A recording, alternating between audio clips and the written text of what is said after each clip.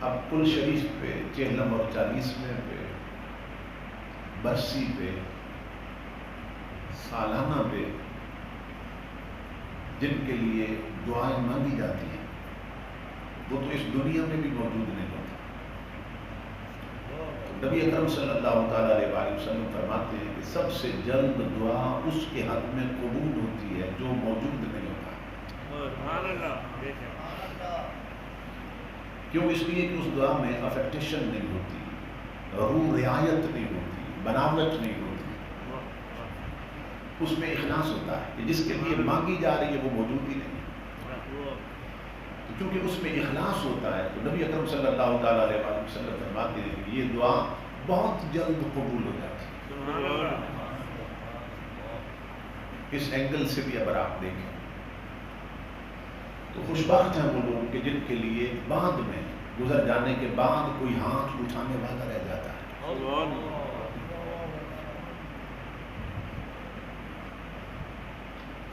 لیکن میں تو یہ سمجھتا ہوں کہ جس عظیم بہن کے ایصال ثواب کے لیے ہم جمع ہیں، معلوم نہیں کہ اللہ نے اس کو کیا مقام عطا کیا ہوگا کہ جس کا خامد بھی حافظ قرآن، جس کے 3 بیٹے بھی حافظ قرآن.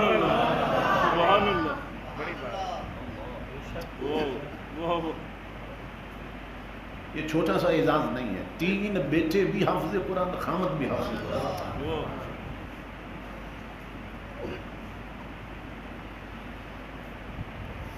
نبی اکرم صلی اللہ تعالیٰ علیہ وآلہ وسلم ایک بار قبرستان میں تشریف لے گئے. آپ نے دیکھا کہ جنت کی نعمتوں کا ڈھیر لگا ہے اور قبروں سے نکل نکل کے لوگ جولیاں بھر کے نہ پھر قبروں میں لوٹ رہے ہیں.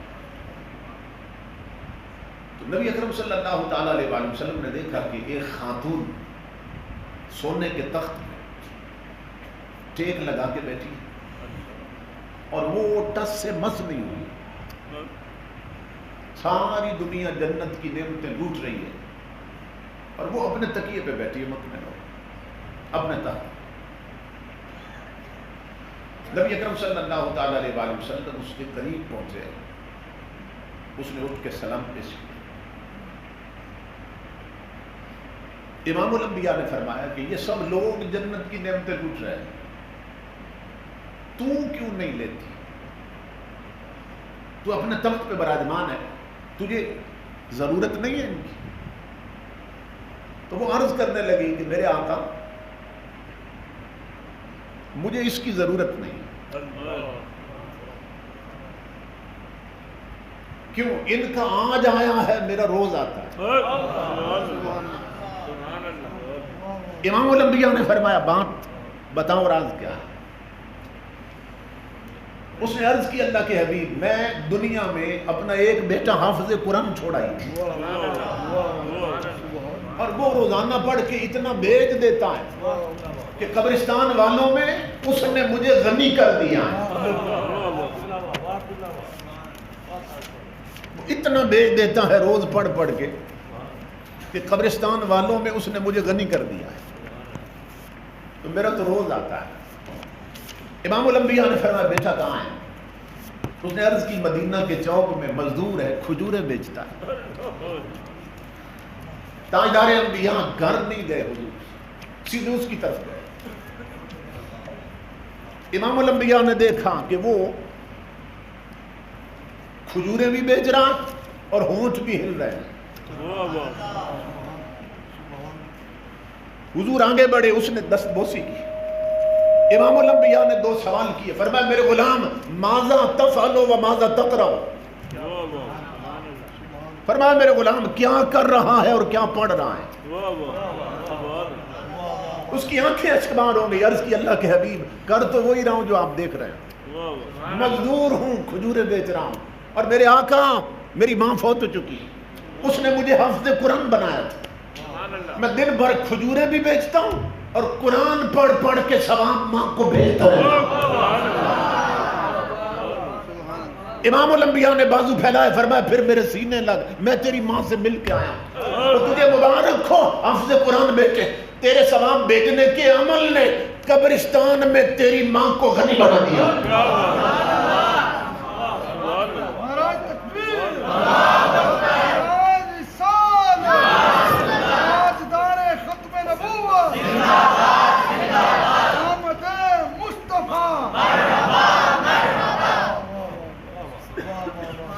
تو اس کا مقام کیا بنے گا امام الانبیاء کے غلاموں؟ جس کا خامد بھی قرآن پڑھ رہا ہے، جس کا بیٹا فاروق بھی قرآن پڑھ رہا ہے، جس کا بیٹا عثمان بھی قرآن پڑھ رہا ہے، عمران بھی قرآن پڑھ رہا ہے. تو یہ ایسی بڑی سعادت ہے کہ میں اس کا ذکر کیے بغیر رہ نہیں سکتا. رمضان شریف میں میرے محترم بھائی صاحب نے مجھے فون کیا تو مجھے فرمانے لگے کہ میرے تینوں بیٹے 3 مسجدوں میں قرآن سنا رہے ہیں اور میں اپنی مسجد میں قرآن سنا رہا ہوں. تو گھر میں نے اپنی اہلیہ سے ذکر کیا. میں نے کہا اللہ رب العزت نے میرے بھائی کو کتنا بڑا اعزاز بخشا کہ 3 مسجدوں میں بیٹے ختم قرآن کر رہے ہیں اور اپنی مسجد میں باپ بھی ختم قرآن کر رہا ہے. بہت بڑا اعزاز ہے امام الانبیاء کے غلام، جو تخت پر بیٹھنے والوں کو بھی نصیب نہیں ہوتا. خیر یہ الگ عنوان ہے. میں نے مجوزہ عنوان پر گفتگو کے لیے قرآن حکیم کے جو الفاظ تلاوت کرنے کا شرف حاصل کیا ہے. ان میں اللہ رب العزت نے اپنے محبوب کے توسل سے یعنی محبوب کے وسیلے سے ہمیں یہ پیغام دیا ہے کہ جب اللہ کا فضل اور رحمت ملے تو پھر چاہیے کہ خوشی منائیں. جو لوگ حضور کا میلاد مناتے ہیں نا، میلاد کی خوشی مناتے ہیں، انہیں یا تو یہ آیت یاد کر لینی چاہیے یا اس کا ترجمہ یاد کر لیں یا اس کا مفہوم یاد کر لیں کہ جب کوئی سوال کرے کہ حضور کی آمد کی خوشی کیوں مناتے ہو تو وہ بتائیں کہ قرآن میں اللہ رب العزت فرماتا ہے کہ جب اس کا فضل اور رحمت ملے تو پھر خوشی مناؤ. 2 اور 2 4 کی طرح نتیجہ ہے. قل اے میرے حبیب عام فرما دیجیے. کس سے؟ میرے بندوں سے.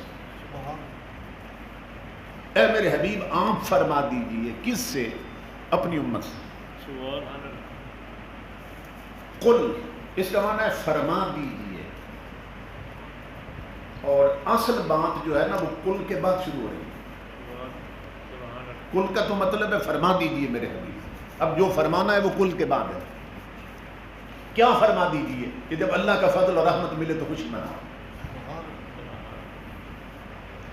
اب سوال یہ ہے کہ بات خدا کی ہے اور کرنا بندوں سے چاہتا ہے. اللہ کا کلام ہے نا، بات خدا کی ہے اور کس سے کرنا چاہتا ہے؟ بولیے، اپنے بندوں سے. تو سوال یہ ہے جب بات بھی اس کی اپنی ہے اور بندے بھی اس کے اپنے ہیں، اپنے بندوں سے اپنی بات خود کیوں نہیں کرتے؟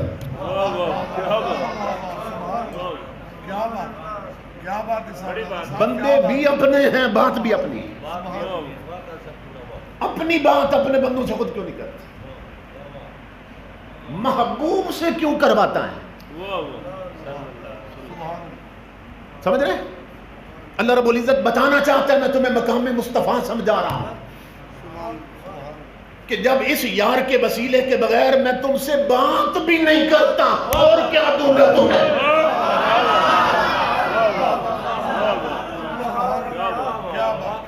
اس کے واسطے کے بغیر جب میں بات بھی نہیں کرتا تم سے تو اس کے وسیلے کے بغیر اور کیا دوں گا میں تمہیں. تمہیں معلوم ہونا چاہیے کہ میں نے اپنے اور مخلوق کے درمیان اپنے حبیب کو خود وسیلہ بنا دیا ہے.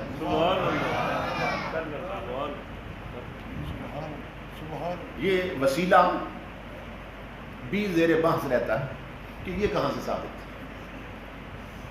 ہر شخص کو میں ایک موٹی سی مثال دے رہا ہوں. چاروں کل تو یاد ہے نا؟ نہیں تو کم از کم کل شریف تو یاد ہے. اکثر لوگوں کو کل شریف تو یاد ہوتی ہے. بھئی کوئی پوچھے حضور کا وسیلہ کہاں سے ثابت ہے؟ موٹا سا نقطہ سمجھا رہا ہوں، امام الانبیاء کے غلاموں آپ اسے جواب دو کہ قرآن میں جہاں جہاں لفظ کل آیا وہیں وہیں سے مصطفیٰ کا وسیلہ ثابت ہوگا.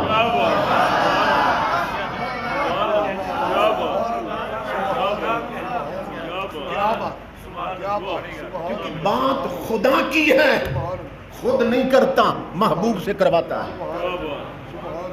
تو کل یہ امر کا صیغہ ہے. اس کا ایک نتیجہ یہ ہے، اللہ حکم دے رہا میرے حبیب میرے اور میری مخلوق کے درمیان تو وسیلہ بن جا. اس لیے اللہ رب العزت نے فرمایا میرے حبیب بات میری ہے مگر پہنچا آپ. کیا کہ جب اللہ کا فضل اور رحمت ملے تو خوشی مناؤ. اور آگے کیا بتایا، وہ خیر مما یجمعون، اور تمہارا یہ خوشی منانا اس سے بہتر ہے جو جمع کر رہے ہو.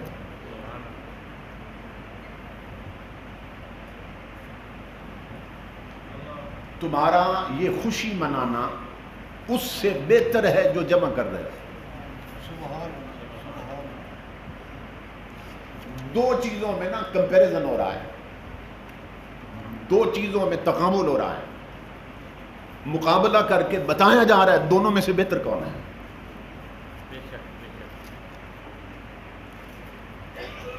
توجہ کریں گے آپ. ایک ہے جمع کرنا، ایک ہے خوشی کرنا. وہ خیر مما یجمعون، یہ اس سے بہتر ہے جس کو تم جمع کر رہے. کیا خوشی کرنا جمع کرنے سے بہتر ہے.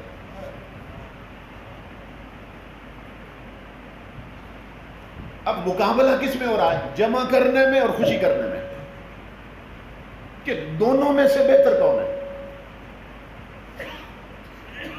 تو اللہ رب العزت کیا بتا رہا ہے کہ جمع کرنا بہتر نہیں، خوشی کرنا بہتر ہے.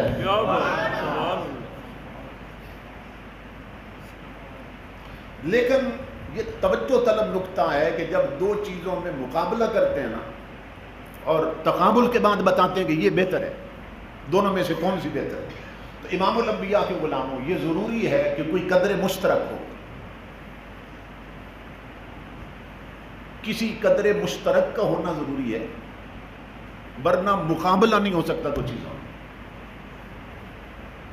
کوئی ایسی قدر ہو، کوئی ایسی خوبی ہو جو دونوں طرف پائی جائے، ورنہ مقابلہ ہو ہی نہیں سکتا. مثلا اگر کوئی شخص یہ کہے فلاں پہلوان فلاں ڈاکٹر سے بہتر ہے، تو بات ہی غلط کی اس نے، اس لیے کہ ڈاکٹری اور ہے، پہلوانی اور ہے. مقابلہ ان دو میں ہوگا کہ ایک صفت دونوں طرف پائی جائے. آپ یہ تو کہہ سکتے ہیں فلاں ڈاکٹر سے بہتر ہے، تو نتیجہ کیا ہوگا کہ اس کا مطلب دونوں ڈاکٹر ہیں مگر ایک اپنے فن میں دوسرے سے بہتر ہے. فلاں پہلوان سے بہتر ہے، تو جاہل سے جاہل بندہ بھی سمجھ جائے گا کہ پہلوانی کی صفت دونوں میں پائی جاتی ہے. ہیں دونوں پہلوان مگر ایک اپنے فن میں دوسرے سے برتر. قدر مشترک وہ صفت جو دونوں طرف ہو تب مقابلہ ہوتا ہے. قدر مشترک نہ ہو تو مقابلہ نہیں ہوتا. اب امام الانبیاء کے غلاموں تلاش کرنا، ادھر ہے مال جمع کرنا، ادھر ہے حضور کی خوشی کرنا. دو چیزوں میں تقابل ہے. اب قدر مشترک کون سی ہے دونوں، جو ادھر بھی ہے اور ادھر بھی ہے. مال جمع کرنا اور خوشی کرنا، ان دونوں میں تقابل کس قدر پر ہو رہا ہے، وہ قدر تلاش کر دی. اور وہ قدر کیا ہے کہ دونوں طرف خوشی ہے. جمع کرنے کا مقابلہ خوشی سے نہیں ہے، حقیقت میں خوشی کا مقابلہ خوشی سے ہے. کیا مطلب کہ امام الانبیاء کے غلاموں مال جمع کر کے بھی تو خوشی ہوتی ہے.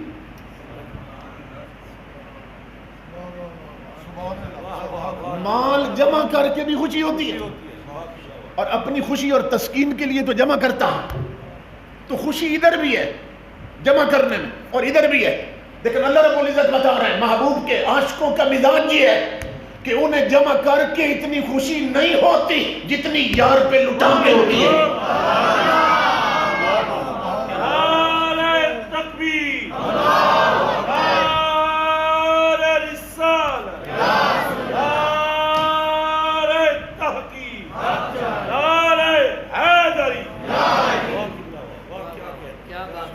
اب یہاں سے نہ میں رخ بدل رہا ہوں تقریر کا، بھائی جان کے حکم کی تعمیل. دو چیزوں میں جب مقابلہ ہو تو قدر مشترک کا ہونا ضروری ہے. آئیے قرآن کی طرف. اللہ رب العزت فرماتا ہے وَلَلْآخِرَةُ خَيْرٌ لَكَ مِنَ الْأُولَىٰ. اللہ فرماتا ہے میرے حبیب تیری آخرت تیری دنیا سے بھی بہتر ہے. مطلب کیا؟ یہ ہیں دونوں بہتر، لیکن اگر کمپیئر کریں نا، مقابلہ کریں، تو پھر تیری آخرت تیری دنیا سے بھی بہتر ہے.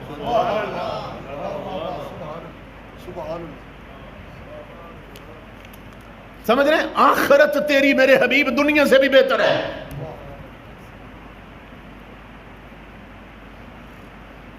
میں اگر نکتہ سمجھا سکا تو آپ کا ایمان تازہ ہو جائے. امام الانبیاء کے غلاموں مجھے بتاؤ کہ معراج پر حضور اس دنیا میں گئے تھے یا اس میں؟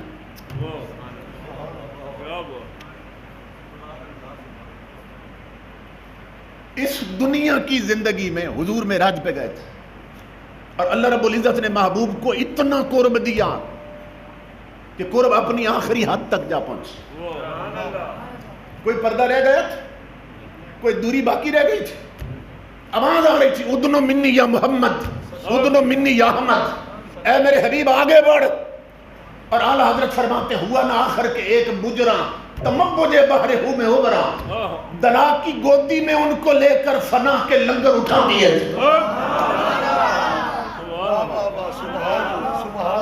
اس دنیا میں حضور معراج پہ گئے، ہر پردہ ہٹا، ہر دوری ختم ہو گئی، قرب اپنی آخری حد پہ پہنچا ہے. کہاں؟ اس دنیا میں.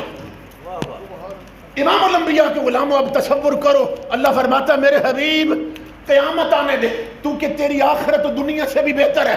بات اس سے بھی آگے نکل جائے گی.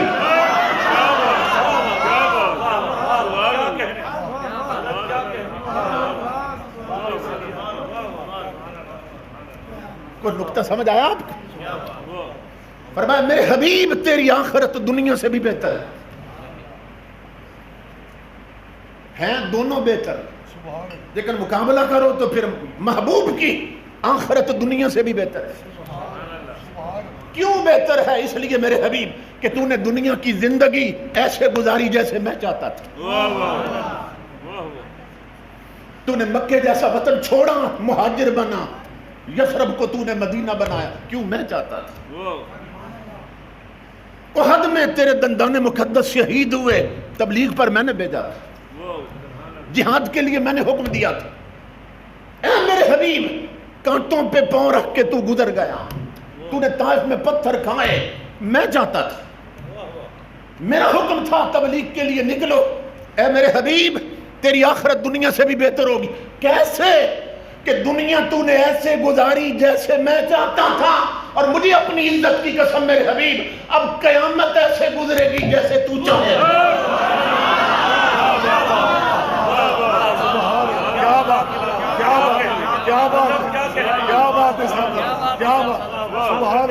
کیونکہ وہ دار الجزا ہے.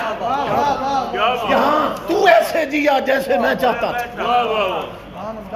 اے میرے حبیب تو یہاں زندگی ایسے بتا گیا جیسے میں چاہتا تھا، اور اس لیے اعلان کر رہا ہوں تیری آخرت دنیا سے بھی بہتر ہے. کیوں؟ کہ دنیا تو نے ایسے گزاری جیسے میں چاہتا تھا، اور مجھے تیری محبت کی قسم قیامت ایسے گزرے گی جیسے تو چاہے گا.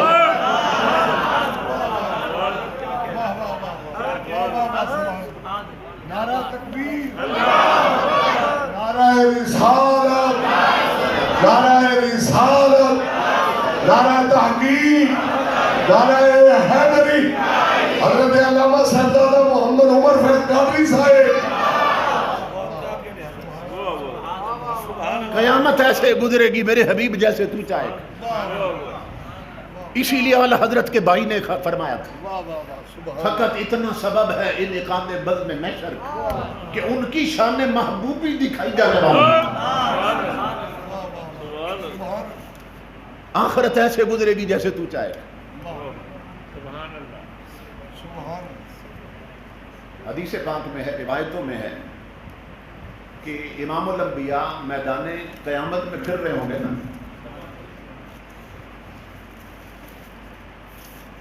امت کا غم لے کر، تو نبی اکرم صلی اللہ تعالیٰ علیہ وآلہ وسلم کی کعبہ شریف سے ملاقات ہو جائے گی. کعبہ شریف بھی میدان قیامت میں پھر رہا ہوگا.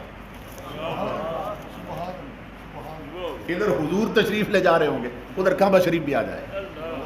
بہت بڑی بات کی آپ نے، بہت پیاری کی، بہت آنسو آ گئے. بہت مجھے خوشی ہے آپ جیسے سمجھنے والے لوگ بیٹھے. بہت بہت بڑی بات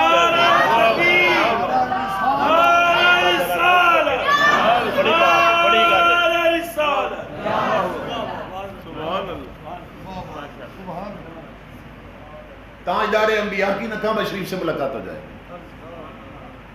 کعبہ حضور کو سلامی پیش کرے. امام الانبیاء فرمائیں گے کعبہ آج قیامت کا دن ہے، تو کدھر ہے؟ کعبہ عرض کرے گا اللہ کے حبیب آج نا اللہ رب العزت نے مجھے یہ اتھارٹی دی ہے، یہ اختیار دیا ہے کہ محبوب کی امت پریشان ہے، کعبہ جا میدان قیامت تجھے یہ اختیار دیتے ہیں کہ جس نے تیری زیارت کی ہے اپنی سنگت میں اسے جنت لے جائے. کعبہ عرض کرے گا اللہ کے حبیب میں آپ کی امت کی بخشش کے لیے نکلا ہوں، جن کے غم میں آپ پھر رہے ہیں نا میں انہی کو بخشوانے نکلا ہوں. اللہ رب العزت نے مجھے اجازت دی ہے کہ جس نے میری زیارت کی ہے میں اپنی قیادت میں اسے جنت لے جاؤں.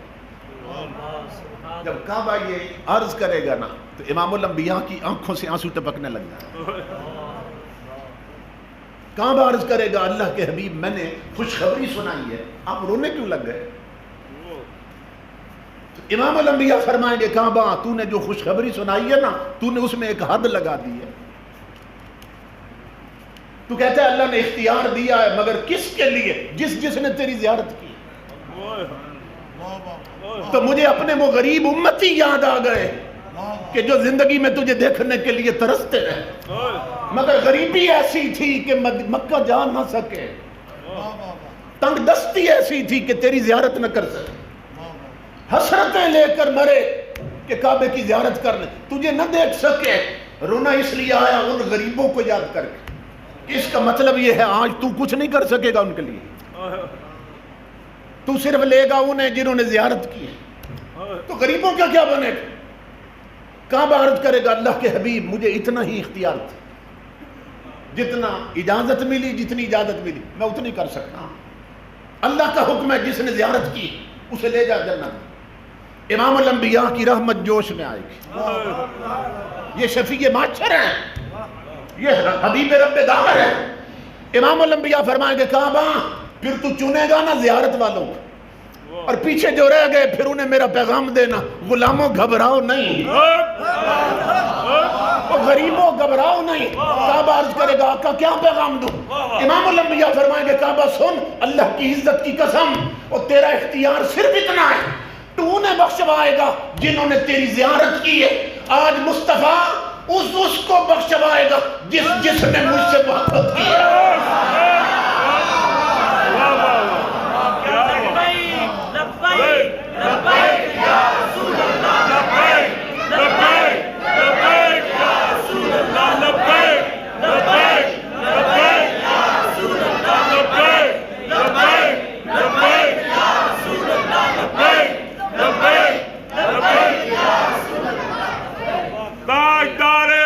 نبوت زندہ باد، تاجدار ختم نبوت زندہ باد. کعبہ تیری اتھارٹی صرف اتنی ہے تو انہیں بخشوائے گا جنہوں نے تیری زیارت کی ہے، مگر مصطفیٰ اسے بخشوائے گا جس نے مجھ سے محبت کی ہے. وہ میری صدی کا بلال ہو یا اپنی صدی کا امیر المجاہدین ہو، میں اسے بخشواؤں گا جس نے مجھ سے محبت کی ہے. یہ ہے تاجدار کائنات کی اتھارٹی. ورنہ توجہ طلب یہ بات ہے کہ اللہ رب العزت سریع الحساب، وہ جانتا ہے کون جنتی ہے کون دوزخی ہے. پلک جھپکنے سے پہلے سب کا حساب کر لے. 50,000 سال کا دن قیامت کا بنانے کی ضرورت کیا ہے؟ دیکھو نا، فرشتے لکھ رہے ہیں دونوں کاندھوں پہ بیٹھے، اور ان کے لکھے کے بغیر بھی وہ جانتا ہے. بس قبروں سے اٹھائے جو جنتی ہیں جنت بھیج دے، دوزخی ہیں دوزخ بھیج دے.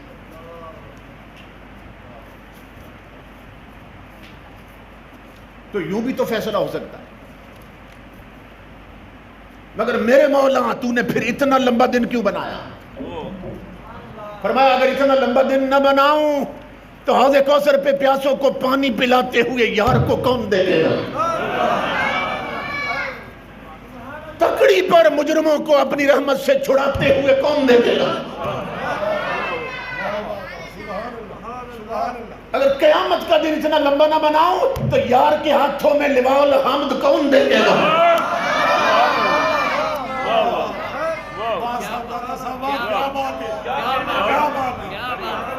فرمایا مجھے معلوم ہے جنتی کون دوزخی کون، قبروں سے نکالوں سیدھا بھیج دوں جس نے جہاں جانا ہے. مگر قیامت بنائی اس لیے ہے دنیا کو اٹھاؤں گا، اپنے بھی ہوں گے بیگانہ بھی ہوں گے. میں یار کو کہوں گا میرے حبیب میں نے وعدہ کیا تھا وَلَسَوْفَ يُعْطِيكَ رَبُّكَ فَتَرْضَىٰ. آج وہ دن آ گیا ہے میرے حبیب، تو کہتا جائے گا ہم کرتے جائیں گے.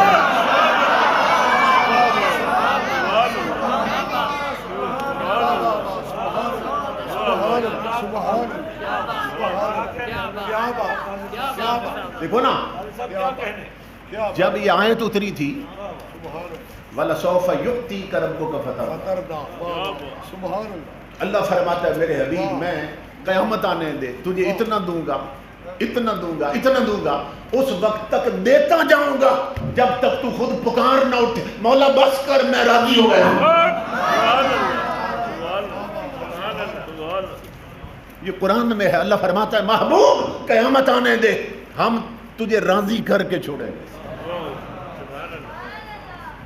امام الانبیاء کے غلاموں عجیب منظر ہوگا قیامت. ادھر تاجدار کائنات کی امتی ہزاروں گئے جنت میں، وہ یار کے چہرے کو دیکھ رہا ہے. لاکھوں بھیجے اللہ نے جنت میں، وہ یار کے چہرے کو دیکھ رہا ہے. کروڑوں گئے جنت میں، اللہ یار کے چہرے کو دیکھ رہا ہے. تو اربوں گئے جنت میں، اللہ یار کے چہرے کو دیکھ رہا ہے. کیوں؟ فرمایا میرے حبیب میں نے قرآن میں یہ بتایا تجھے راضی کرنا. آج ادھر دیکھتا نہیں ہوں، میں نہیں دیکھوں گا کتنے جتنے بھی گئے، میں نے تو یہ دیکھنا ہے کتنے پہ یار خوش ہوتا ہے.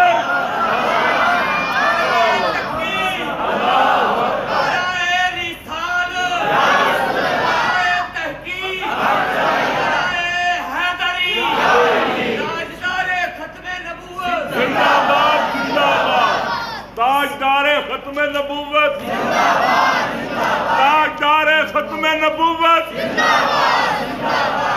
لبیک لبیک لبیک یا رسول اللہ، لبیک لبیک لبیک یا رسول اللہ، لبیک لبیک لبیک یا رسول اللہ، لبیک لبیک لبیک یا رسول اللہ، لبیک لبیک لبیک یا رسول اللہ. آقا سرور کہوں کہ مالک و مولا کہوں تجھے، اور باغ خلیل کا گلے زیبا کہوں تجھے، اور تیرے تو وصف ہے بے تنائی سے ہے بری. حیران میرے مولا میں کیا کیا کہوں تجھے، لیکن رضا نے ختم سخن اس پہ کر دیا کہ خالق کا بندہ اور خلق کا مولا کہوں تجھے. اور شاہ نصیر نے کمال کر دی، فرمایا نصیر کون ہے رسولوں میں رسول ایسا، نصیر کون ہے رسولوں میں رسول ایسا، جو بخشوانے پہ آئے تو بخشوا کے جائے. نصیر کون ہے؟ رسولوں میں رسول ایسا جو بخشوانے پہ آئے تو بخشوا کے جائے.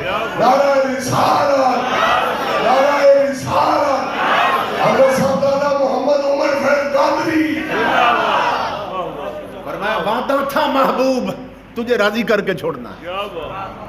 جب یہ آیت اتری تو اصحاب رسول نے مبارک دی حضور اور عرض کی اللہ کے حبیب اب تو قیامت کا سارا معاملہ ہی آپ کی رضا پہ چلا ہے. اللہ فرماتا ہے میرے حبیب قیامت آنے دے تجھے راضی کر کے چھوڑنا ہے. اب سنو امام الانبیاء نے کیا جواب دیا. فرمایا میرے صحابیوں مجھے بھی اس کی عزت کی قسم اگر بات میری رضا پہ ختم ہونی ہے تو آقا نے فرمایا اذن لا اردا وواحد من امتی فی النار. میرا جب ایک امتی بھی دوزخ میں ہوا میں نے بھی راضی نہیں ہونا ہے.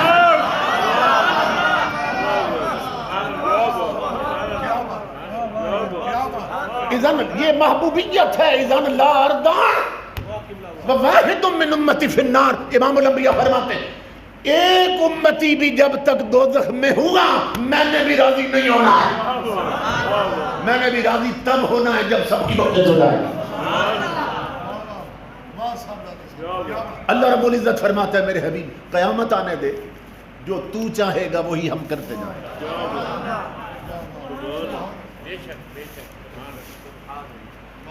حضور صلی اللہ علیہ وسلم خود فرماتے ہیں خیرت بین الشفاء و بین ان يدخل شطر امت الجنہ فاخترت الشفاء. وہ کتنے نادان ہیں جو کہتے ہیں نبی کو کوئی اختیار ہی نہیں دیا گیا. اور حضور فرماتے ہیں کہ میرے رب نے نا مجھے دو چیزوں میں اختیار دیا کہ میرے حبیب دو چیزیں تیرے سامنے رکھ دیتے ہیں ان میں سے جو پسند ہے اسے قبول کر. دو اختیار ہیں میرے حبیب ان میں سے جو قبول کر لو. سنیے غور سے یہ حدیث رسول ہے. حضور خود بتا رہے ہیں اور خود فرما رہے ہیں. امام الانبیاء فرماتے ہیں اللہ نے دو چیزیں میرے سامنے یہ رکھی کہ میرے حبیب یا تو یوں کرتے ہیں کہ قیامت تک جتنی امت ہوگی نا ساری امت کو دو حصوں میں تقسیم کر دیں جتنی بھی ہوگی قیامت. تو میں یا تو یوں کرتا ہوں کہ بغیر حساب کے نہ آدھی امت جنت بھیج دوں یا یہ سودا قبول کر لو اور یا پھر یہ شفاعت لے لو جو مقام شفاعت.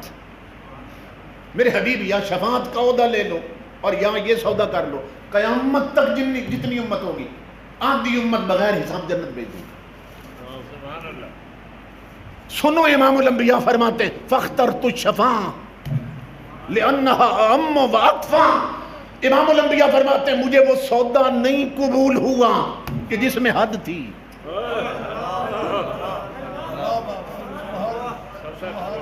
اللہ نے فرمایا تھا جتنی بھی امت ہوگی نا آدھی آدھی تقسیم کر کے آدھی کو جنت بھیج دوں گا. امام الانبیاء نے فرمایا وہ جو حد والا سودا تھا وہ میں نے قبول ہی نہیں کیا.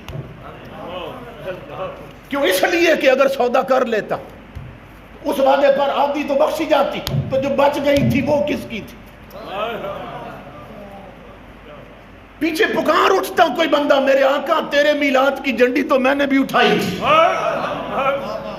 تیرے میلاد کی خوشی میں چراغ میں نے بھی جلایا تھا.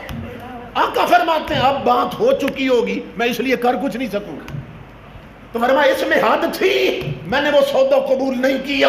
فاخترت الشفاعة لأنها أعم وأكفى. امام الانبیاء فرماتے ہیں وہ چھوڑ دیا جس میں حد تھی میں نے وہ لیا جس کی کوئی حد ہی نہیں ہے.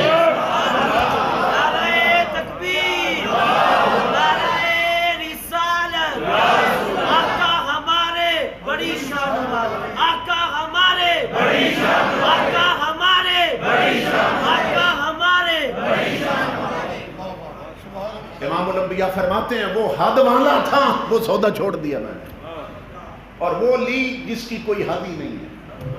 لأنها أعم وأكفى. حضور فرماتے ہیں کہ وہ آدھوں کے لیے کافی تھا شفاعت سب کے لیے کافی ہو جائے. یہ سب کو کافی ہو جائے گا. اور پھر خود حضور نے فرمایا اترونہا للمذنبین اترونہا للمؤمنین المتقین. امام الانبیاء فرماتے ہیں یہ جو شفاعت کی کرسی لی ہے او میرے امتیوں، کیا تم سمجھتے ہو میں نے نیکوں کے لیے لیے؟ کیا تم سمجھتے ہو میں نے یہ پرہیزگاروں کے لیے لیے؟ لا ولکنھا للمذنبین الخطائین. فرمایا پرہیزگاروں کے لیے نہیں، یہ کرسی ہی میں نے گناہگاروں کے لیے لی ہے.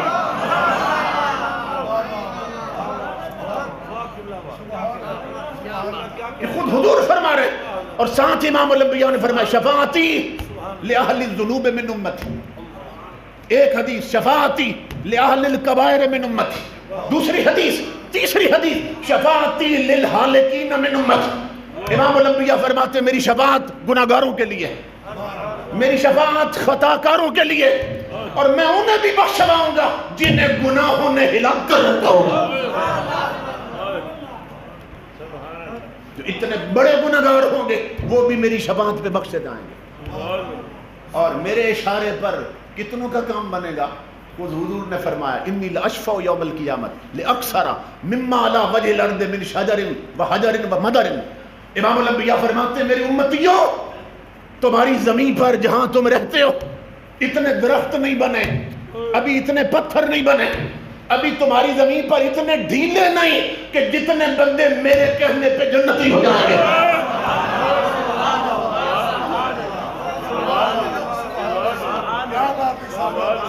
کہ سنو آقا کا ارشاد فرمایا انی لاشفع یوم القیامت لاکثر مما علی وجہ الارض من شجر وحجر ومدر.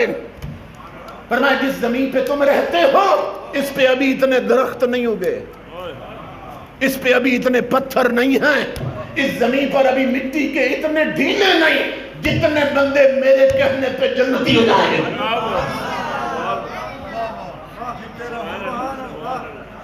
تصور کریں وہ کتنے بدبخت ہیں جو کہتے ہیں حضور کچھ نہیں کر سکتے. حضرت شاہ عبدالحق محدث دہلوی نے ایک جملہ لکھا کہ روح میں بہار آ گئی. آپ فرماتے ہیں روز روز اوست و حکم حکم اوست و حکم رب العالمین. وہ کہتے ہیں قیامت کا دن ہی میرے مصطفیٰ کا دن ہے، جو یہ کہیں گے وہی ہوگا.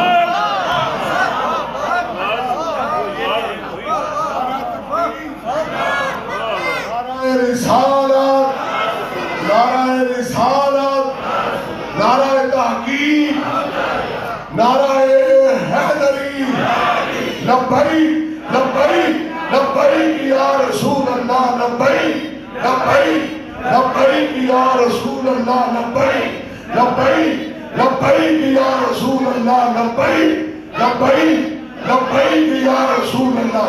اور سب سے اعلیٰ و اعلیٰ ہمارا نبی، اور سب سے بالا و بالا ملک کے کونین میں انبیاء و تاجدار، تاجداروں کا آقا ہمارا نبی. اور جن کے قلبوں کا دھومر ہے آب حیات، وہ جان مسیحا ہمارا نبی. اور کرنوں بدلی رسولوں کی ہوتی رہی،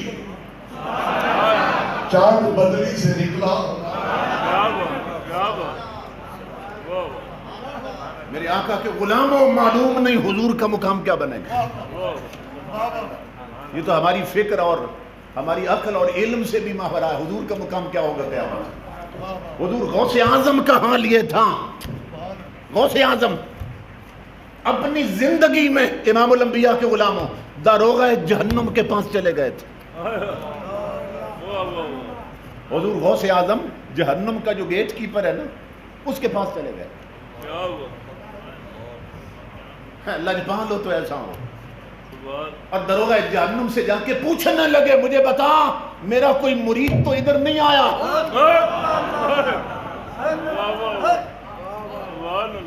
داروغہ جہنم سے پوچھ رہے غوث اعظم بتا میرا کوئی مرید تو نہیں آیا. اس نے کہا حضرت اللہ کی عزت کی قسم اب تک تو کوئی نہیں آیا. غوث اعظم جلال میں آگے فرمایا مجھے بھی اللہ کی عزت کی قسم قیامت تک آ بھی نہیں سکتا. اور جس کے بیٹوں کا مقام یہ ہے خود امام الانبیاء کا مقام کیا بنے گا.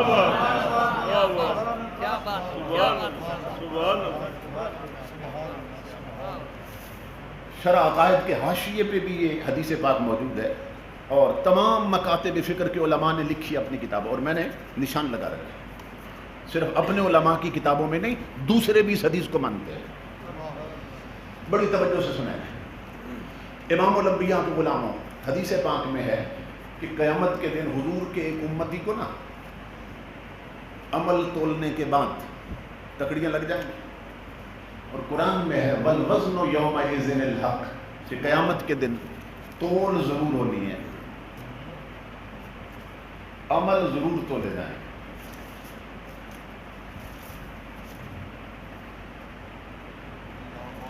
والوزن یومئذ الحق، قیامت کو تکڑیاں لگیں گی ضرور، عمل تولے جائیں۔ امام الانبیاء کے غلاموں، حضور کے غلام کے نا عمل تولیں گے فرشتے، اس کے گناہ بڑھ جائیں گے، نیکیاں گھٹ جائیں گی۔ اب وہ اسے زنجیروں میں جکڑ کر نہ گھسیٹ کر دوزخ لے جا رہے ہیں۔ حدیث پاک میں آدم علیہ السلام کی نظر پڑ جائے گی۔ آدم علیہ السلام حضور سے عرض کریں گے آپ کا امتی دوزخ لے چلے، آپ کا غلام ہے، فرشتے دوزخ لے جا رہے ہیں۔ امام الانبیاء فرمائیں گے فرشتوں رک جاؤ، میرا تھا کہاں لے چلے۔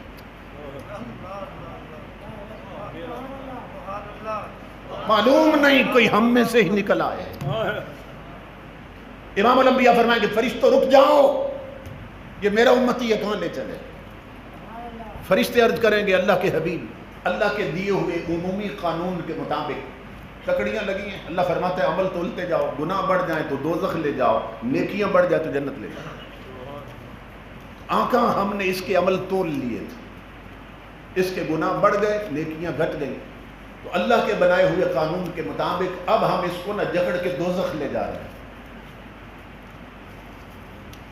حدیث پاک میں ہے امام الانبیاء فرمائیں گے پھر تکڑی پہ چلو۔ فرشتے کیا بتا چکے ہیں، ہم تول چکے ہیں، گناہ بڑھ گئے آقا، نیکیاں گھٹ گئی، اس لیے دوزخ لے جا رہے ہیں۔ امام الانبیاء فرما رہے ہیں پھر تکڑی پہ چلو، پھر تولو۔ میں پاس کھڑا ہوتا ہوں، پھر تولو۔ فرشتے عرض کریں گے میرے مولا تیرا حکم تھا تکڑیاں لگاؤ، تولتے جاؤ، نیکوں کو جن کے بڑھ جائیں جنت، جن کے گھٹ جائیں جہنم پھیل۔ اس بندے کے ہم عمل تول چکے تھے، یہ جہنمی تھا، اسے جہنم لے چلے۔ اب تیرا حبیب کہتا ہے تکڑی پہ پھر چلو اور پھر تول۔ مولا ہم کیا کریں؟ اللہ رب العزت فرمائے گا جو یار کہتا ہے وہ کرتے جاؤ، کیونکہ دنیا میں یار سے وعدہ تھا قیامت آنے دے میرے حبیب تجھے راضی کر کے چھوڑنا، یہ نہیں دیکھنا کتنے گئے، یہ دیکھنا ہے تو کتنے پہ خوش ہوتا ہے۔ جو محبوب کہتا ہے پھر کرو، وہ پھر تکڑی پہ۔ ایمان سے بتائیں فرشتوں کے بارے میں کوئی گمان کر سکتا ہے کہ تولنے میں ڈنڈی ماری ہوگی؟ وہ فرشتے ہوں گے، پاکستانی دکاندار تو نہیں ہوں گے، تو وہ تو ڈنڈی نہیں مار سکتے، معصوم فرشتے ہیں۔ مگر حضور کی اتھارٹی بتائی جا رہی ہے کہ مصطفیٰ کا اختیار کیا ہے۔ امام الانبیاء فرمانے تم تول چونکہ میں پاس کھڑا ہوتا ہوں پھر تولو۔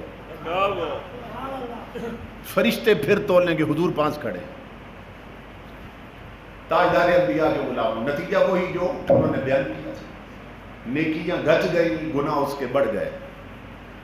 فرشتے حضور کی طرف دیکھیں گے آقا اب حکم ہے، اب اجازت ہے لے چلے۔ امام الانبیاء کالی کملی سے نہ گورا گورا ہاتھ نکالے، اس میں ایک پرچی ہوگی، پرچی چٹ ہوگی، امام الانبیاء نیکیوں کے پلڑے میں رکھ دیں گے،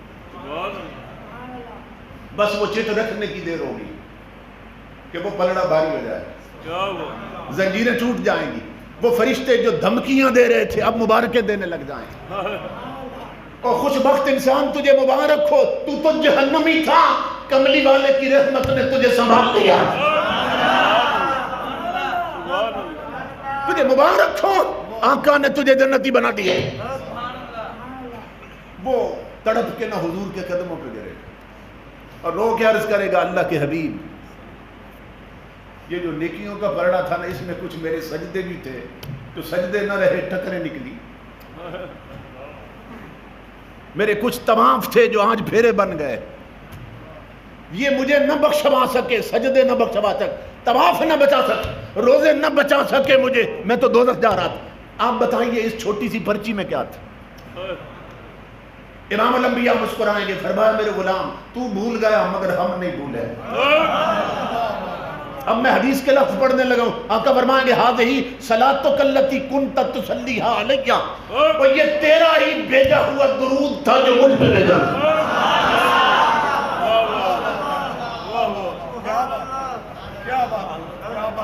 یہ تیرا درود تھا جو تو نے مجھ پہ بھیجا تھا.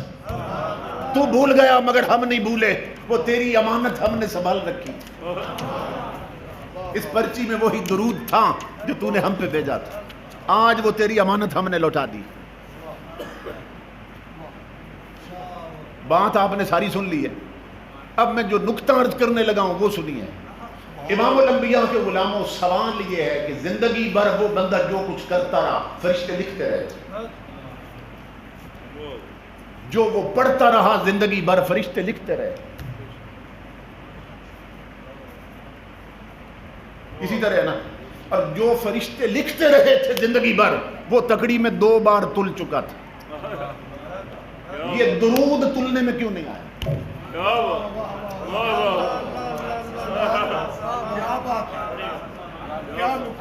بات پلے پڑھ رہی ہے کوئی نہیں پڑھ رہی؟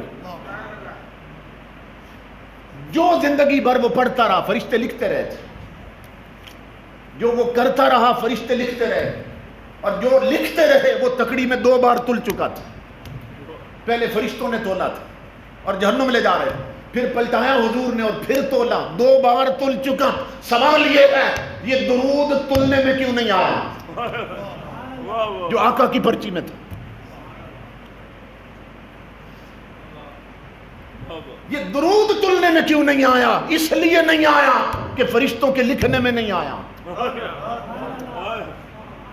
اب سنیں غور سے, یہ درود تلنے میں کیوں نہیں آیا کہ فرشتوں کے لکھنے میں نہیں آیا, اور فرشتوں کے لکھنے میں کیوں نہیں آیا؟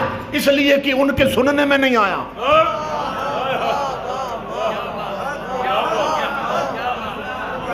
اگر سنتے تو لکھ لیتے. اور نادان, اس حدیث پہ غور کر, تو کہتا ہے مدینے والا تیرا درود نہیں سنتا, اور یہ حدیث بتا رہی تیرا وہ درود جو تیرے کاندوں کے فرشتے بھی نہیں سنتے, مدینے والا وہ بھی سن لیتا.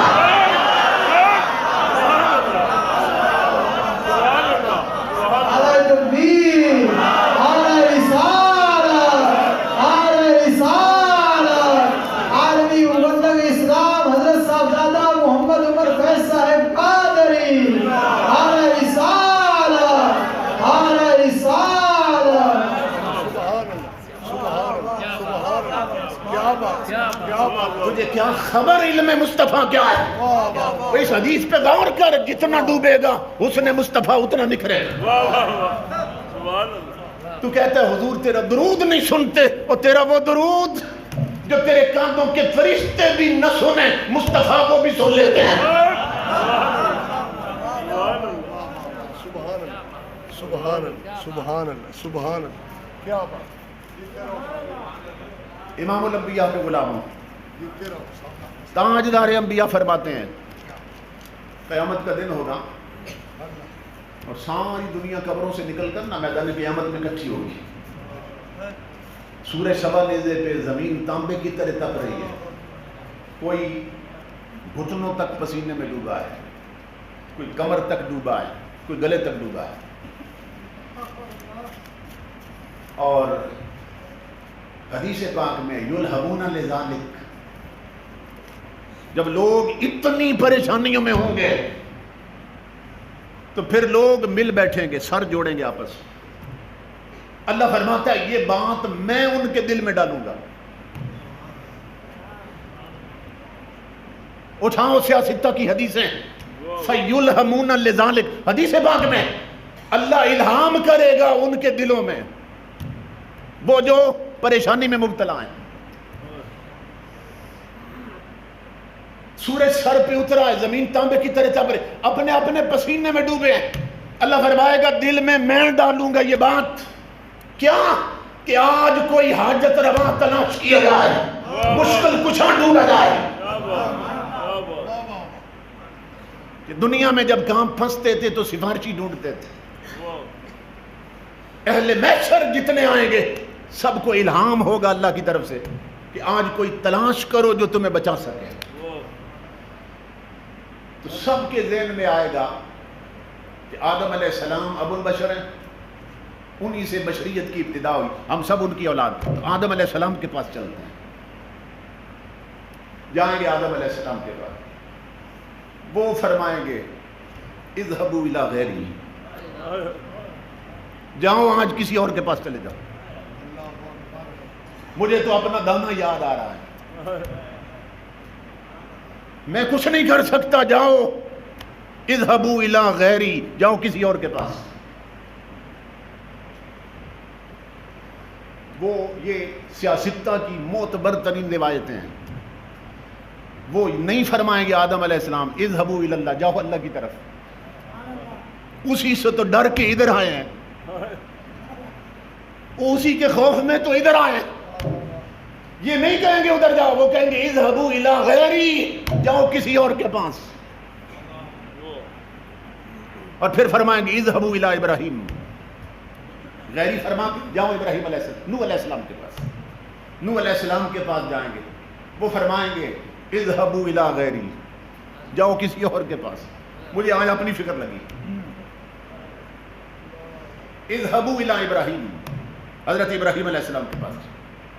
وہاں پہنچیں گے، وہ بھی فرمائیں گے جاؤ کسی اور کے پاس.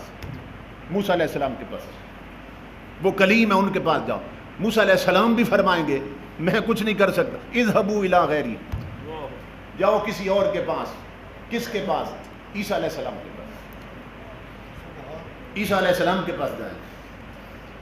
وہ فرمائیں گے میں کچھ نہیں کر سکتا مگر تمہیں ایک راستہ بتا دوں، اذهبوا الى محمد.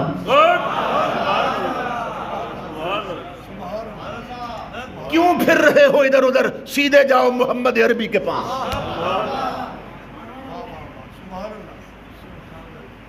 اب ساری دنیا حضور کے پاس آئے گی. امام الانبیاء نہیں فرمائیں گے اذهبوا الى غیری، جاؤ کسی اور کے پاس. آقا دیکھتے ہی فرمائیں گے انا لہا انا لہا، اور میں اسی کے لیے تو کھڑا ہوں یہاں پہ.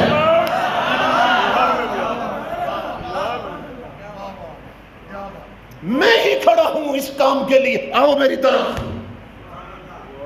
امام الانبیاء کے غلاموں حدیث شروع ہوتی ہے فَيُلْهَمُونَ لِذَلِكَ. جب پھنس جائیں گے نا اہل محشر، قیامت قائم ہے، پسینے میں غرق ہیں، اللہ فرمائے گا ان کے دلوں میں ہم ڈالیں گے کہ کوئی سفارشی تلاش کرو، سفارش کرنے والا، شفاعت کرنے والا تلاش کرو. تو اللہ ہی دلوں میں ڈالے گا کہ پہلے جاؤ آدم علیہ السلام کے پاس. یہ پورا پروسیس اللہ رب العزت انہیں پھروا رہا ہے. کیوں؟ میرے اللہ جب بات بننی تھی حضور کے پاس تو تو نے پہلے ہی کیوں نہیں الہام کیا کہ جاؤ سیدھے حضور کے پاس.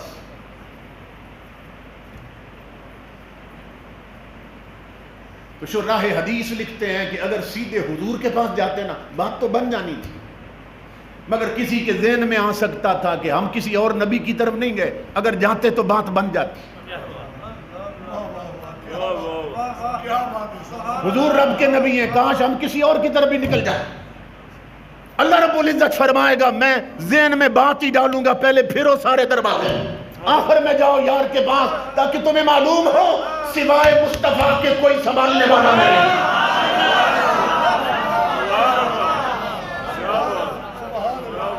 اسی مقام پر اعلی حضرت نے فرمایا تھا خلیل و نجی مسیح و صفی سبھی سے کہیں پر کہیں نہ بنی، یہ بے خبری کہ خلق پھری کہاں سے کہاں تمہارے لیے. خلیل و نجی مسیح و صفی سبھی سے کہیں پر کہیں نہ بنی، یہ بے خبری کہ خلق پھری کہاں سے کہاں تمہارے لیے. اللہ فرماتا آج سارے دروازے پھرو تاکہ تمہیں معلوم ہو یار کے دروازے کی قیمت کیا ہے. آج سوائے مصطفیٰ کے کوئی سنبھالنے والا نہیں ہے. امام الانبیاء فرمائیں گے اس کے لیے میں ہوں. پھر حضور اللہ رب العزت کی بارگاہ میں حاضر ہوں، سجدے میں گر جائیں گے. امام الانبیاء فرماتے ہیں اللہ ایسی حمدیں مجھے سکھائے گا جو کسی نے آج تک نہیں کی ہو. میں اللہ کے وہ محامد بیان کروں گا جو کبھی تصور بھی نہیں گزرے. میں سجدے میں گر جاؤں گا. اللہ رب العزت فرمائے گا محبوب ارفع راسک سل توتا وشفا تشفا. او میرے حبیب آج سر جھکا کے نہیں سر اٹھا کے مانگ. ارفع راسک محبوب سر اٹھا. کیا سل توتا تو مانگتا جا ہم دیتے جائیں گے. کل تسمع تو کہہ آج سنی جائے گی. میں یہاں رک جاؤں گا اس لفظ پہ. کل اے میرے حبیب اللہ فرما رہا ہے تسمع تو کہہ آج سنی جائے گی. کیا میں نے قبروں سے اٹھا کر ساری مخلوق اسی لیے جمع کی ہے جو نئی دنیا میں مانتے تھے تیری طاقتوں کو. آج تو بول آج پورا حشر سنے گا. تو کیا کہتا ہے میں کیا کرتا ہوں. سال توتا تو مانگتا جا ہم دیتے جائیں. کل تسمع تو بول سنی جائے گی. آج اپنے بھی سنیں گے بیگانے بھی سنیں گے. اور وشفا تشفا تو سفارش کرتا جا ہم قبول کرتے جائیں گے. نعرہ تکبیر، نعرہ رسالت، نعرہ رسالت، نعرہ تحقیق، نعرہ حیدری. لبیک لبیک لبیک یا رسول. اپنے نبی دی اتنی اونچی شان سن کے جی پھر نہ بولو کمال یار. لبیک لبیک لبیک یا رسول اللہ. لبیک لبیک لبیک یا رسول اللہ. لبیک لبیک لبیک یا رسول. تاجدار ختم نبوت شافع روضے جزا. اب میں اسی کے ساتھ امام الانبیاء کے غلاموں انجیل برناباس کی عبارت جوڑ رہا ہوں کیونکہ انجیل میں بھی منظر کشی کی گئی ہے. امام الانبیاء سجدے سے سر اٹھائیں گے. اللہ فرمائے گا میرے حبیب تو کہتا جا ہم قبول کرتے جائیں گے. تو فرماتا جا ہم سن رہے ہیں اور آج دنیا سنے گی. امام الانبیاء عرض کریں گے. اب انجیل برناباس میں ہے.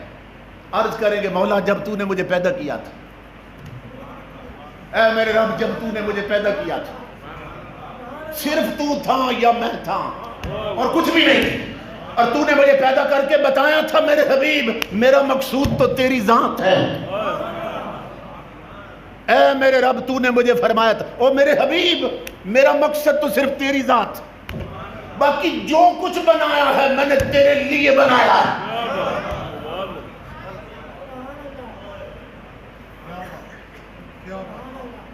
کیونکہ وجہ وجود کائنات تو ہے مقصد تخلیق کائنات تو ہے. میرے رب جب تو نے مجھے پیدا کیا تھا تو نے فرمایا تھا میرا مقصد تو صرف تو ہے میرے حبیب باقی جو کچھ بنایا تیری محبت میں بنایا ہے. اب انجیل برناباس میں ہے کہ اللہ رب العزت فرمائے گا میرے حبیب میں نے یہ فرمایا لیکن اس پر کوئی گواہ بھی ہے. امام الانبیاء فرمائیں گے میں گواہ لاتا ہوں. نوح علیہ السلام کو لے آئیں گے ابراہیم علیہ السلام موسیٰ علیہ السلام عیسیٰ علیہ السلام اور داؤد علیہ السلام. ان پیغمبروں کے نام ہے انجیل برناباس. حضور لے آئیں گے اللہ کی بارگاہ میں یہ نبی آ جائیں گے. اللہ فرمائے گا تم گواہی دیتے ہو. یہ کہیں گے مولا صرف گواہی نہیں دیتے جو ہمیں صحائف اور کتابیں ملی ان میں بھی لکھا ہے کہ اصل مقصد تیرا مصطفیٰ ہے باقی سب کچھ اس کے صدقے میں ہے.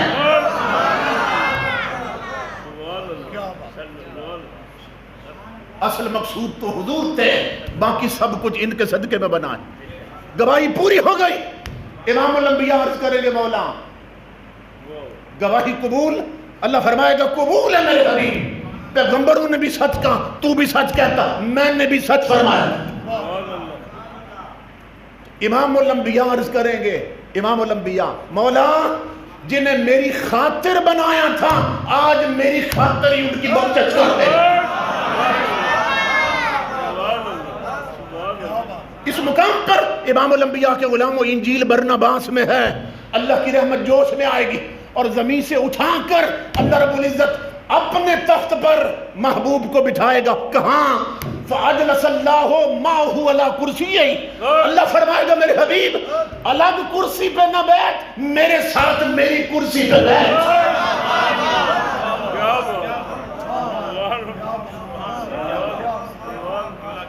فَأَجْلَسَهُ اللَّهُ مَعَهُ عَلَى كُرْسِيِّهِ، حضرت عبداللہ ابن عباس کے لفظ. اللہ فرمائے گا محبوب آج یہ دنیا اس لیے اکٹھی نہیں کی ہے کہ کوئی فرق نظر آئے، تو الگ بیٹھا ہو میں الگ بیٹھا ہوں، نہیں، میرے تخت پر میری کرسی پر میرے ساتھ بیٹھ. کہ دنیا میں وہ بدبخت جو سنیوں کا تانا دیتے تھے یہ نبی کو خدا سے ملا دیتے ہیں، آج محشر میں دیکھیں سنی نہیں ملاتے تھے، یار کو میں خود ملا کے رکھتا ہوں.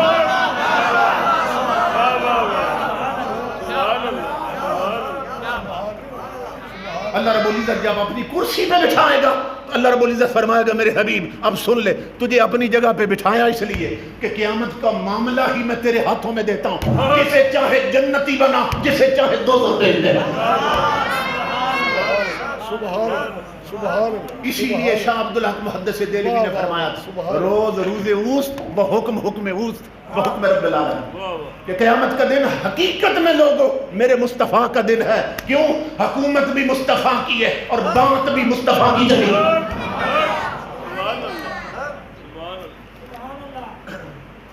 اسی لیے اعلیٰ حضرت نے فرمایا تھا کہ سنتے ہیں کہ محشر میں صرف ان کی رسائی ہے.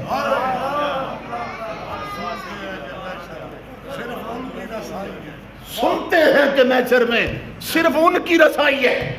آگے اعلیٰ حضرت فرماتے ہیں گر ان کی رسائی ہے لو جب تو بن آئی ہے.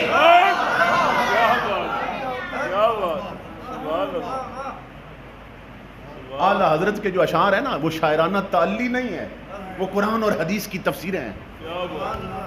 اعلیٰ حضرت فرماتے ہیں سنتے ہیں کہ محشر میں صرف ان کی رسائی ہے اور گر ان کی رسائی ہے لو جب تو بن آئی ہے. لیکن اعلیٰ حضرت کا کمال دیکھیے سنیے، یہاں کیا ہے؟ گر ان کی رسائی ہے لو جب تو بن آئی ہے. اس گر میں نا شک تھا کہ سنتے ہیں کہ ان کی رسائی ہے اور ان کی رسائی ہے پھر تو بن جائے گی بگڑی. لیکن کہاں کیا ہے؟ گر ان کی رسائی ہے. گر شک پیدا کر رہا ہے کہ اگر ان کی ہے تو پھر بگڑی بنے گی. سمجھ رہے ہیں؟ اعلیٰ حضرت اس نعت کو ختم کہاں کر رہے ہیں؟ اعلیٰ حضرت مطلع میں جا کے فرماتے ہیں مطلع میں یہ کیا شک تھا. مقطع میں فرماتے ہیں، مقطع میں آخری شعر میں مطلع میں یہ کیا شک تھا کہ صرف ان کی رسائی ہے. فرماتے ہیں مقطع میں یہ کیا مطلع میں یہ کیا شک تھا واللہ رضا واللہ صرف ان کی رسائی ہے، صرف ان کی رسائی ہے.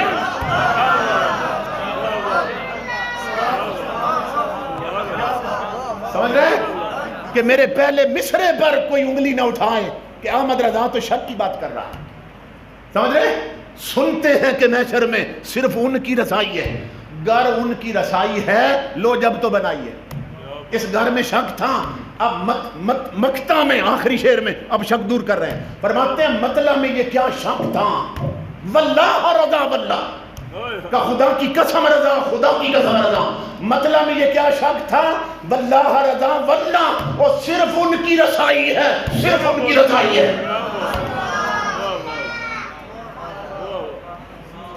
یہ ہے تاجدار کائنات کا مقام چوان. اسی لیے اعلیٰ حضرت کے بھائی نے لکھا تھا کہ فقط اتنا سبب ہے انعقاد بزم معشر کہ ان کی شان محبوبی دکھائی جانے والی.